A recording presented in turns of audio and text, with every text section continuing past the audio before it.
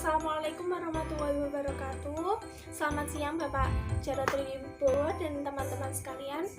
Sebelumnya saya Vina Purnamawati ingin mengenalkan rekan-rekan saya terlebih dahulu dari kelompok 2 yang akan membahas tentang materi dasar-dasar pajak.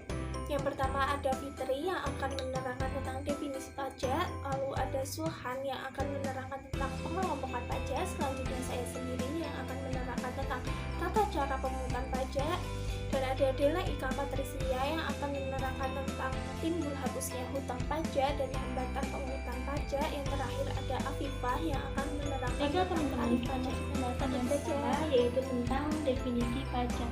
Ada yang tahu nggak pajak itu apa? Pajak ialah iuran rakyat yang dibayarkan kepada negara berdasarkan undang-undang yang dapat dipaksakan dengan tanpa adanya imbalan secara langsung yang dapat digunakan untuk keperluan negara. Dari definisi tersebut dapat kita simpulkan bahwa pajak memiliki unsur yaitu yang pertama iuran rakyat kepada negara, yang kedua berdasarkan undang-undang, yang ketiga tidak mendapatkan imbalan secara langsung, yang keempat digunakan untuk keperluan negara. Selanjutnya yaitu fungsi pajak.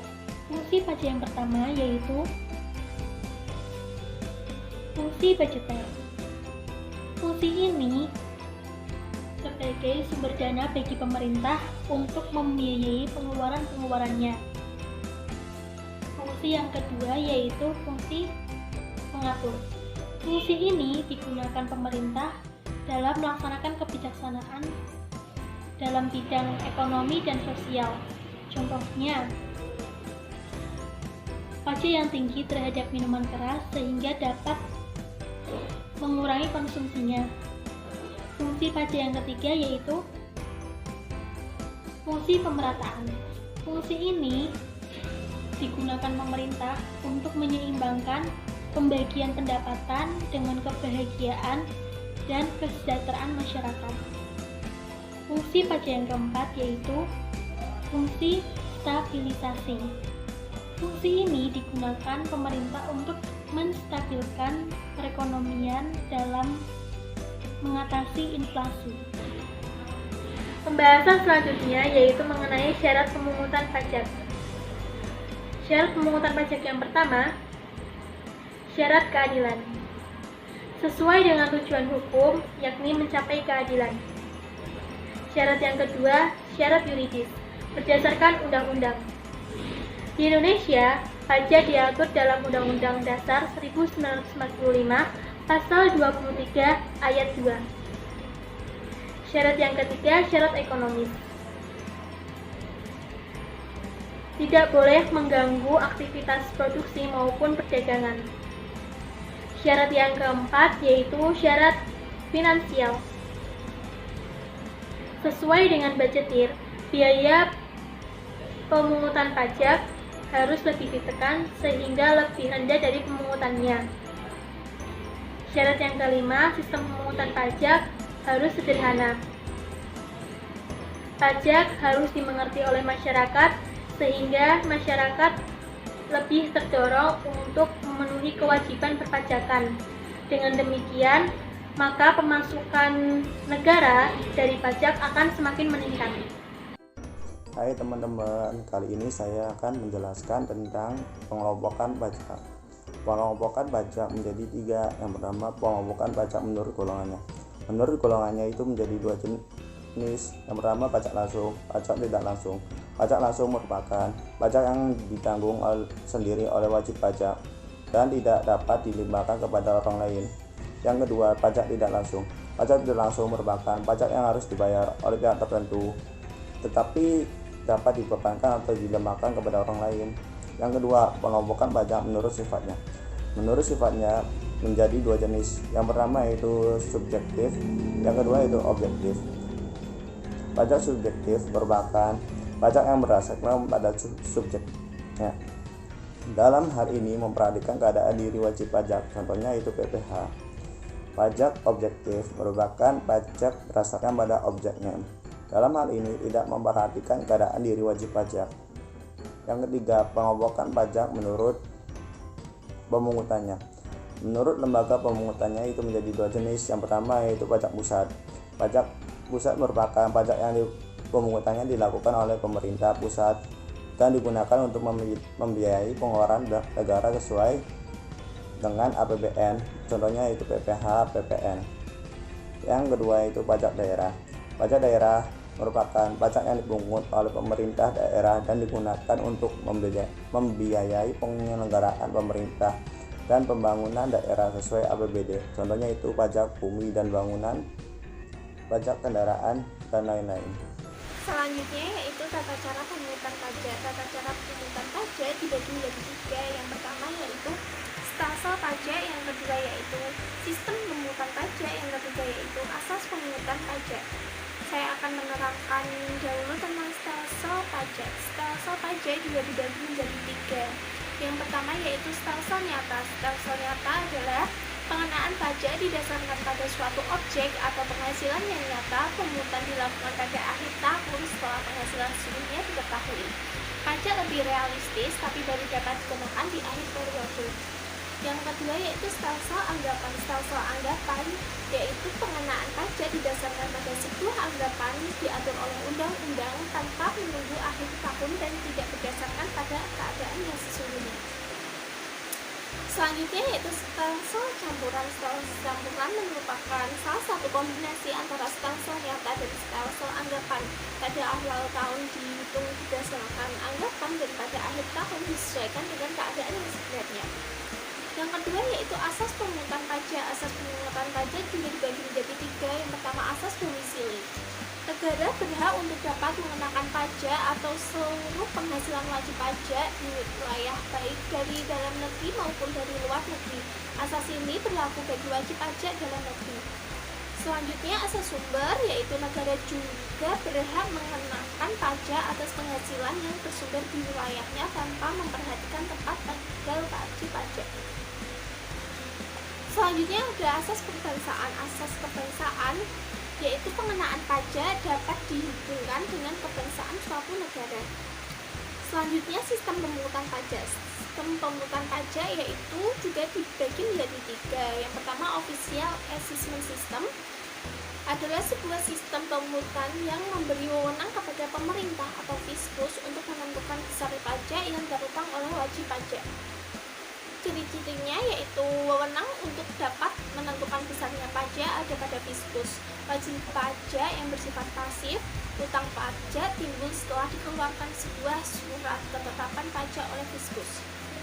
Self-assessment system ialah suatu sistem pemungutan pajak yang memberi wewenang kepada wajib pajak untuk menentukan sendiri besar pajak yang terutang. Ciri-cirinya adalah wewenang untuk bisa menentukan besarnya pajak ada pada wajib pajak sendiri. Wajib pajak dapat dimulai dari menghitung, menyetor, dan melaporkan sendiri pajak yang terutang. Fiskus tidak ikut campur dan hanya mengawasi saja. Withholding system yaitu salah satu sistem pemungutan pajak yang memberi wewenang kepada pihak ketiga yang merupakan bukan fiskus dan bukan wajib pajak yang bersangkutan untuk menentukan besarnya pajak yang terutang oleh wajib pajak. Ciri-cirinya, wewenang menentukan besarnya pajak ada pada pihak ketiga. Pihak selain fiskus. Saya di sini akan menjelaskan mengenai timbul, hapusnya hutang pajak, dan hambatan dalam pemungutan pajak.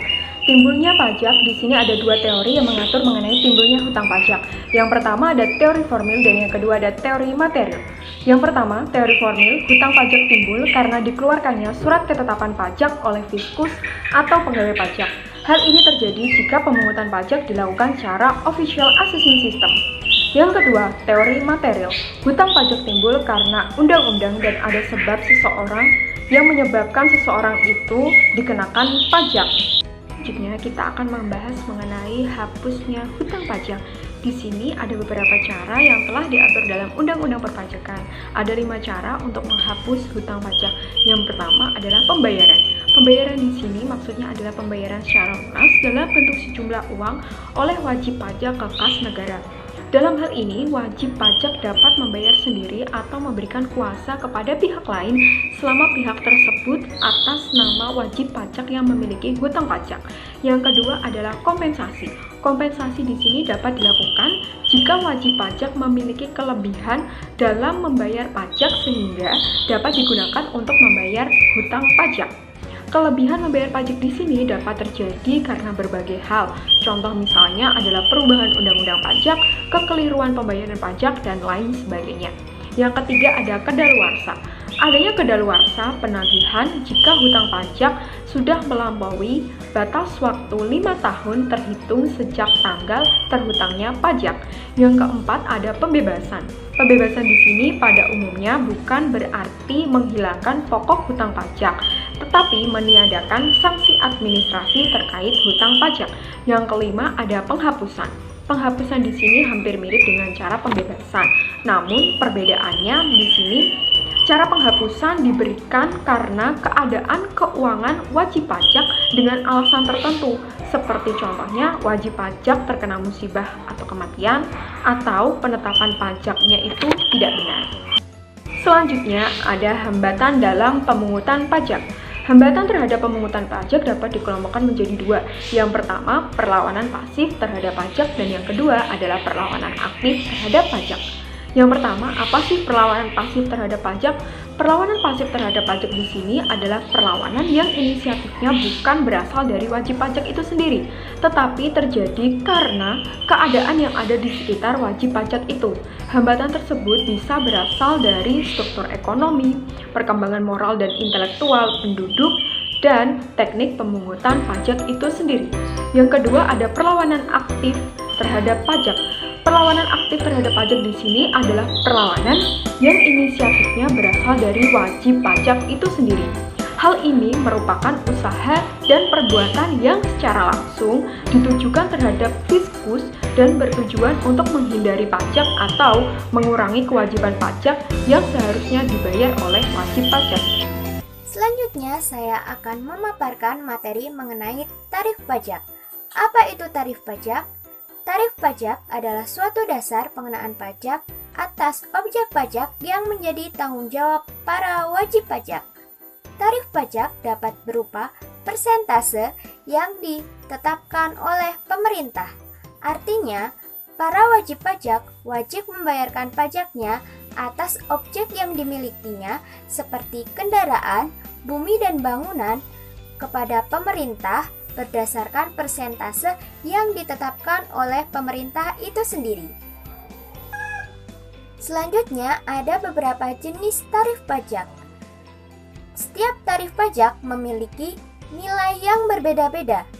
Secara struktural, tarif pajak dibedakan menjadi 4 macam tarif pajak. Yang pertama ada tarif pajak proporsional, yang kedua ada tarif pajak regresif, yang ketiga ada tarif pajak progresif, dan yang keempat ada tarif pajak degresif. Tarif pajak proporsional.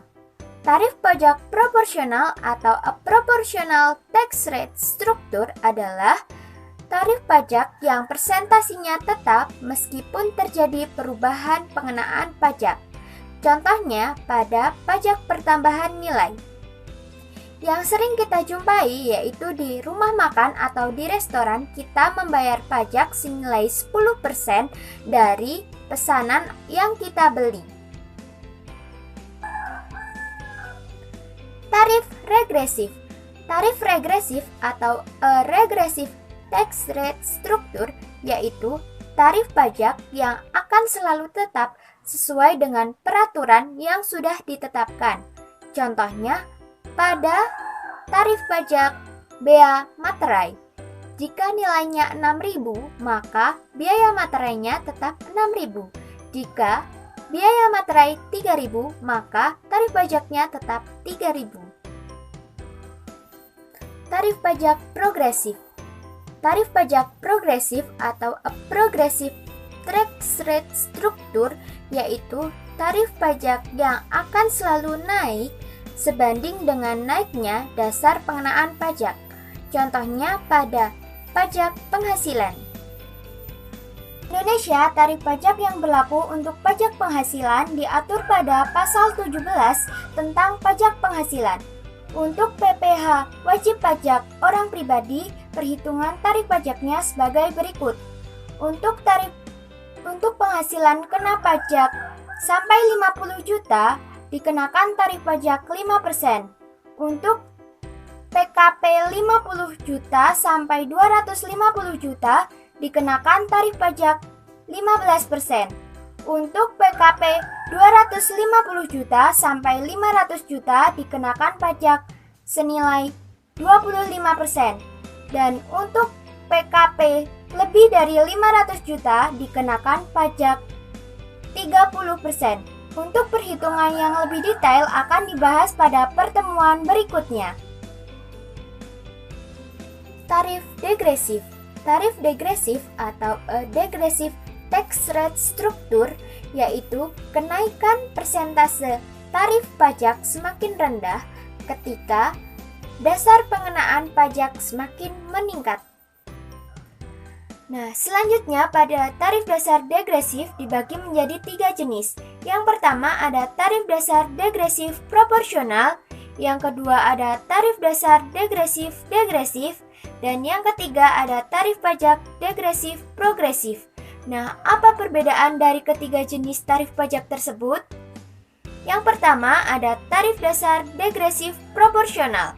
Tarif dasar degresif proporsional adalah tarif pajak yang persentasinya semakin menurun jika dasar pengenaan pajaknya semakin meningkat dan besarnya penurunan sama besar.